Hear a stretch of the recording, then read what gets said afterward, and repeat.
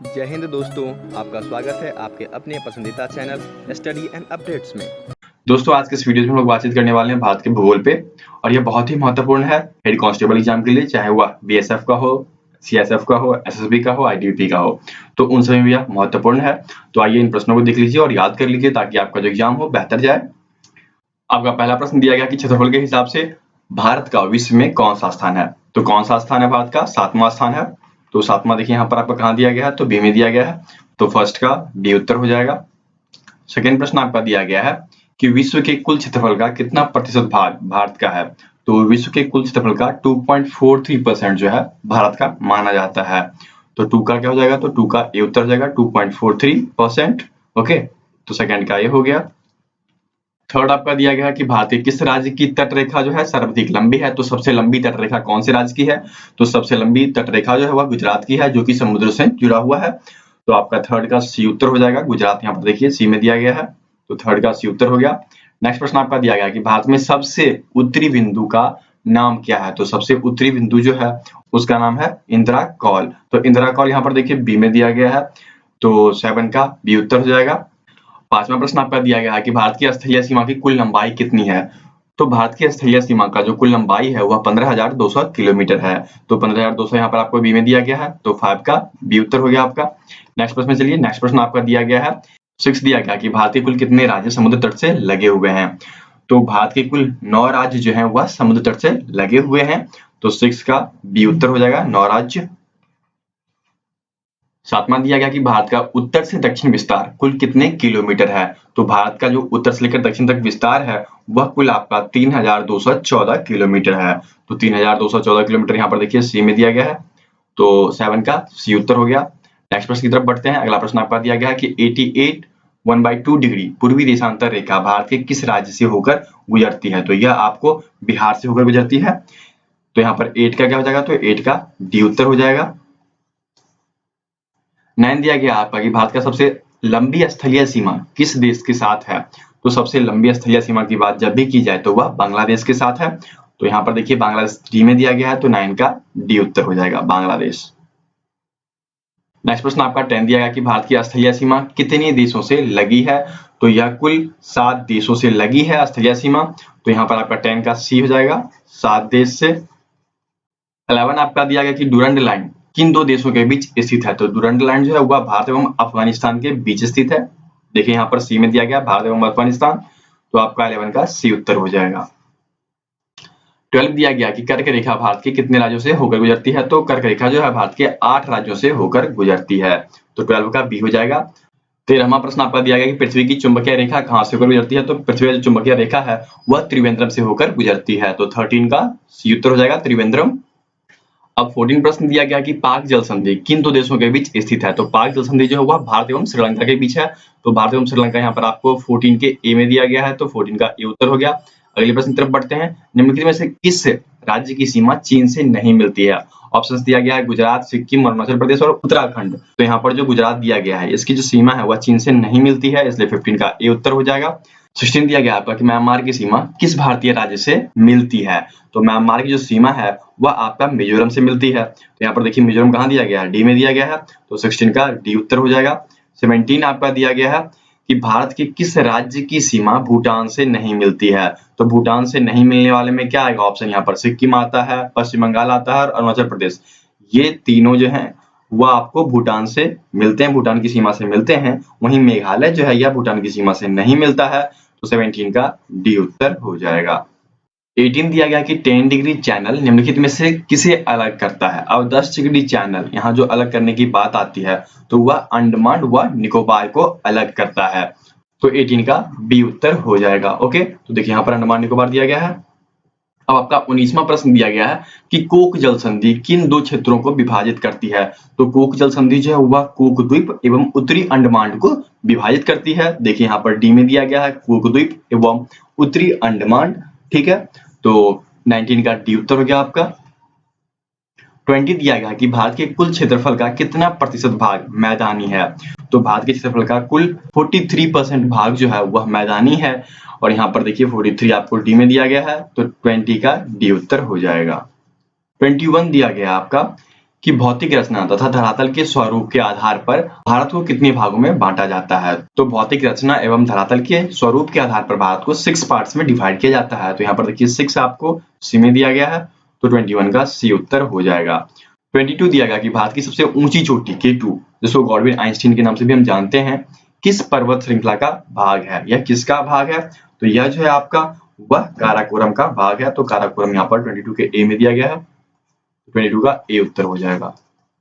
यदि आप फेसबुक पे हैं तो हमारे फेसबुक पेज को लाइक कर सकते हैं। फेसबुक पेज है स्टडी एंड अपडेट्स करके, आपको लिंक डिस्क्रिप्शन में दे दिया जाएगा, वहां से आप आ सकते हैं और हमें रेट कर सकते हैं। जैसा कि यहाँ पर आप देख सकते हैं कि 4.8 रेटिंग है, आप अपने अनुसार हमें रेट कर सकते हैं। यदि आपको फेसबुक ग्रुप्स में ज्वाइन होना है तो स्टडी एंड अपडेट्स करके इसका ग्रुप भी है, आप देख सकते हैं। टोटल अभी 149 मेंबर्स इसमें हैं और उनको डेली अपडेट्स दी जाती है। तो आइए ज्वाइन कीजिए और इन चीजों का लाभ उठाइए। तो हम जितने भी पीडीएफ चाहिए तो वो आपको वेबसाइट से मिलते रहेंगे। तो यदि आपको पीडीएफ चाहिए तो आप वेबसाइट पे आए, आपको वेबसाइट पे सारी पीडीएफ अवेलेबल करा दी गई है। यहाँ आप देख सकते हैं डिफरेंट प्रैक्टिस सेट्स प्रोवाइड करा दिए गए हैं, तो आप इन सभी को डाउनलोड करें, जो कि आपके लिए बहुत ही महत्वपूर्ण है।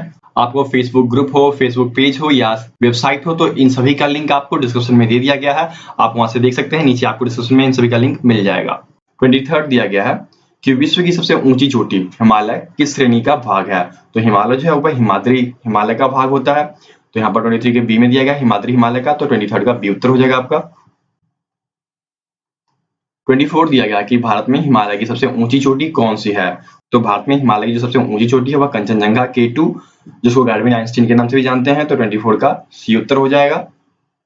25 दिया गया कि विश्व की सबसे ऊंची चोटी जो कि एवरेस्ट है वह किस देश में अवस्थित है। तो यह आपका नेपाल में अवस्थित है।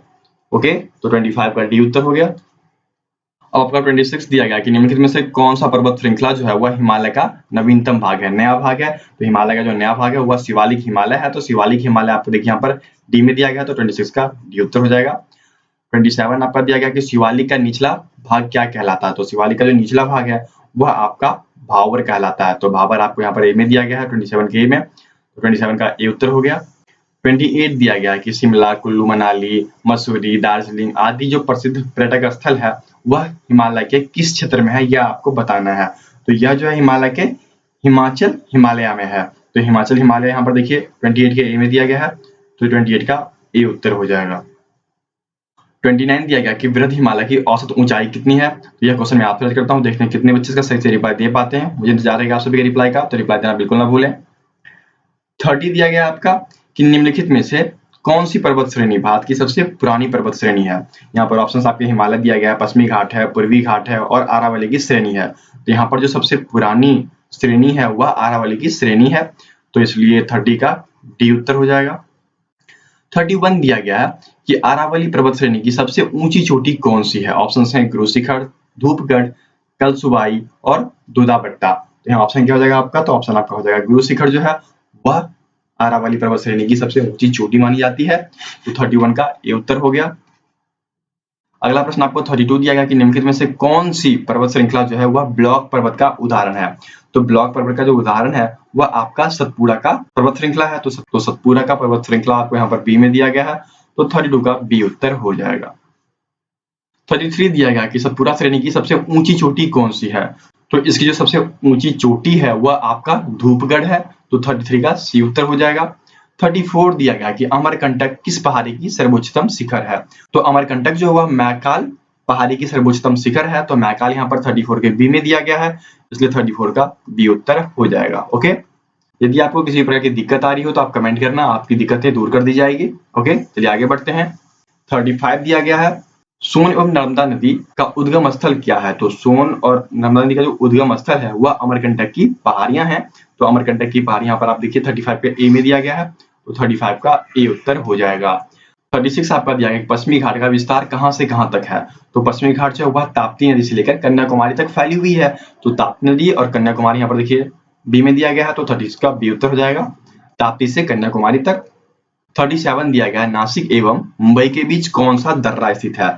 तो नासिक एवं मुंबई के बीच जो है वह थाल घाट दर्रा स्थित है। तो थाल घाट देखिए यहाँ पर 37 के ए में दिया गया है थाल घाट, तो 37 का ए उत्तर हो गया आपका। नेक्स्ट 38 दिया गया कि भोर घाट किन दो शहरों को जोड़ता है। तो भोर घाट जो है वह मुंबई एवं पुणे को जोड़ता है। तो 38 का डी उत्तर हो जाएगा मुंबई एवं पुणे। 39 आपका दिया गया कि कोयम्बटूर एवं कोचीन के बीच स्थित पाल घाट की ऊंचाई क्या है। तो 305 मीटर ऊंचाई है किसकी, पाल घाट की, जो कि स्थित है कोयम्बटूर एवं कोचीन के बीच में। 40 दिया गया कि नीलगिरी की जो पहाड़ी है वह भारत के किस राज्य में स्थित है। तो यह आपके तमिलनाडु में स्थित है, इसलिए 40 का डी उत्तर हो जाएगा। अब आपका नीलगिरी से ही संबंधित दूसरा क्वेश्चन है 41। आप देख सकते हैं 41 दिया गया कि नीलगिरी की सबसे ऊंची चोटी दूधाबोट्टा की ऊंचाई कितनी है। अब आपको ये बताना है। तो दूधाबोट्टा की जो ऊंचाई है वह 2637 मीटर है। ओके, तो 2637 मीटर आप देखिए यहाँ पर सी में दिया गया है। तो 41 का क्या उत्तर हो जाएगा, तो सी उत्तर हो जाएगा आपका। नेक्स्ट प्रश्न की तरफ बढ़िए। 42 दिया गया कि दक्षिण भारत का सर्वोच्चतम शिखर। तो दक्षिण भारत का जो सबसे सर्वोच्चतम शिखर है वह आपका अनाईमुडी है। तो अनाईमुडी देखिए यहाँ पर 42 के बी में दिया गया है अनाईमुडी, तो 42 का बी उत्तर हो जाएगा। ओके, 43 दिया गया है कि कन्याकुमारी से कृष्णा डेल्टा तक के बीच का क्षेत्र कौन सा तट कहलाता है। तो कन्याकुमारी से लेकर कृष्णा डेल्टा के बीच का जो क्षेत्र है वह कोरोमंडल तट कहलाता है। तो कोरोमंडल यहाँ पर 43 के ए में दिया गया, तो 43 का ए उत्तर हो जाएगा। 44 दिया गया आपको कि पूर्वी तट पर स्थित पारादीप, यहाँ पर दिया गया है पारादीप बंदरगाह किस राज्य में है। तो पारादीप बंदरगाह जो है वह आपको उड़ीसा में है। तो 44 का बी उत्तर हो जाएगा। 45 दिया गया कि भारत के पश्चिमी तट पर स्थित गुजरात से गोवा तक के तट को किस नाम से जाना जाता है। तो गुजरात से गोवा तक के जो तट है उसको कोणार्क तट के नाम से जाना जाता है। तो 45 का बी उत्तर हो जाएगा, कोणार्क तट। 46 आपका दिया गया है कि अंडमान निकोबार द्वीप समूह की सबसे ऊंची चोटी कौन सी है। तो अंडमान निकोबार द्वीप समूह की जो सबसे ऊंची चोटी है वह सैडल पीक है। तो सैडल पीक आपको यहाँ पर 46 के डी में दिया गया है। तो 46 का डी उत्तर हो जाएगा। 47 दिया गया कि भारत का एकमात्र सक्रिय ज्वालामुखी है और वह ज्वालामुखी किस द्वीप पर है ये आपको बताना है। तो यह जो है आपको बैरन द्वीप पे है। तो बैरन द्वीप यहाँ पर आपको 47 के डी में दिया गया है। तो 47 का डी उत्तर हो जाएगा। 48 दिया गया कि उत्तरी भारत के विशाल मैदान का कौन सा भाग कंकर पत्थर के निक्षेपण से निर्मित हुआ है। तो कंकर पत्थर के निक्षेपण से जो बना है वह भावर मैदान है। अब यहाँ पर भावर मैदान सी में दिया गया है। तो 48 का सी उत्तर हो जाएगा। तो 49 दिया गया कि नदियों के द्वारा बहाकर लाई गई नई जलोढ़ मिट्टी को क्या कहते हैं। तो नई जलोढ़ मिट्टी जो बहाकर लाई जाती है उसको खादर कहा जाता है एवं पुरानी जलोढ़ मिट्टी जो होती है उसको बांगर कहा जाता है। तो 49 का ए उत्तर हो जाएगा। चलिए इस वीडियो का अब लास्ट क्वेश्चन करते हैं। 50 क्वेश्चन है और 50 क्वेश्चन दिया गया कि बनिहाल दर्रा भारत के किस राज्य में स्थित है। तो बनिहाल दर्रा जो है वह भारत के जम्मू कश्मीर में स्थित है। तो 50 का डी उत्तर हो जाएगा, जम्मू कश्मीर। तो आज के इस वीडियो में इतना ही। कुल 50 क्वेश्चन में से 49 क्वेश्चन मैंने कराए हैं। एक क्वेश्चन आपसे मैंने राइज किया तो उसका जवाब देना बिल्कुल ना भूलें। फिर मिलते हैं दूसरे वीडियो में, तब तक के लिए जय हिंद।